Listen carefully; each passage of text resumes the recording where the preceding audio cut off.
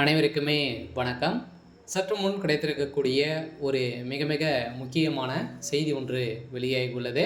சற்று முன் 7 ஆண்டு சிறை, உதயநிதிக்கு எதிராக நீதிபதி இறுதி தீர்ப்பு, பாலியல் வழக்கில் வசமாக சிக்கிய உதயநிதி ஸ்டாலின், இது மாதிரி பார்த்தீங்கன்னா செய்திகள் வெளியாகிருக்கு. இப்போ சதுரடியாக அண்ணா பல்கலைக்கழகத்தில் நடந்த பாலியல் வழக்கின்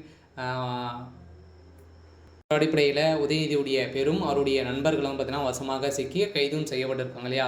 இப்போ அவருடைய நண்பர்கள் கொடுத்த வாக்குமூலத்தின் அடிப்படையில் தான் இப்போ மாணவி புகார் கொடுத்த அடிப்படையில் இப்போ மாணவி கொடுத்த வாக்குமூலத்தின் அடிப்படையிலும் இதுவரை நடந்தது அனைத்துமே பார்த்தீங்கன்னா ஒரு அனைத்துமே திமுகவுடைய ஆட்டம் தான் அப்படின்ற மாதிரி நீதிமன்றம் வழங்கியிருக்காங்க.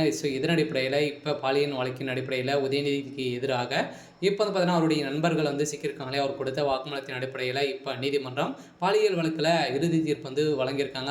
அந்த சார் யார் அப்படின்ற மாதிரி ஒரு பெரிய கேள்விக்குறியாகவே இருந்திருந்த நிலையில் இப்போ தமிழகத்தில் பெரும் பரபரப்பை ஏற்படுத்தியிருக்கு. இதை பற்றி இந்த வீடியோவில் நம்ம முழுமையாக பார்க்கலாம். அதுக்கு முன்னாடி நம்ம சேனலுக்கு இப்போ தான் நீங்கள் முதல் முறையாக வந்திருக்கீங்க அப்படின்னா மறக்காமல் நம்மளுடைய சேனலை சப்ஸ்கிரைப் பண்ணி சப்போர்ட் பண்ணுங்கள். வாங்க வீடியோக்குள்ளே போகலாம். பார்த்தீங்கன்னா உதயநிதி ஸ்டாலின் அவர்களும் பார்த்தீங்கன்னா ஏற்கனவே பாலியல் வழக்கில் அவருடைய பேரும் அடிபட்டு இருந்தது இல்லையா. இதை தொடர்ந்து 5 மாதங்கள் கழித்து இன்று தீர்ப்பு வழங்கப்பட்டு இருக்குது. இந்த தீர்ப்பின் அடிப்படையில் சென்னை அண்ணா பல்கலைக்கழக மாணவி தெரிவித்த பாலியல் குற்றச்சாட்டில் கைது செய்யப்பட்ட ஞானசேகர் எதிராக வழக்கில் சென்னை மகளிர் நீதிமன்றம் பார்த்தீங்கன்னா இவருக்கு 30 ஆண்டுகள் பார்த்தீங்கன்னா சிறை தண்டனை வழங்கிறதாங்க இல்லையா.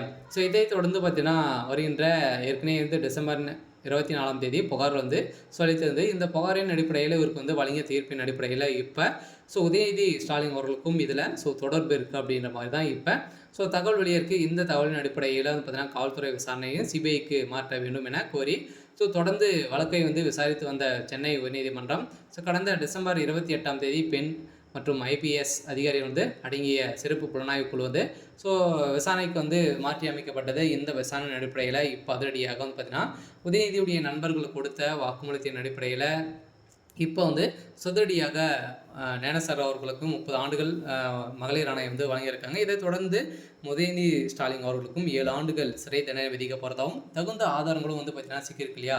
ஏற்கனவே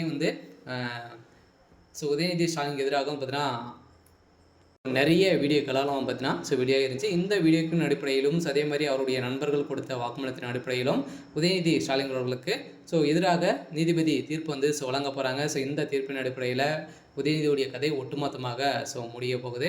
சரி, ஓகே. இன்னைக்கான அப்டேட் இதுதான். மறக்காமல் நம்மளுடைய சேனலை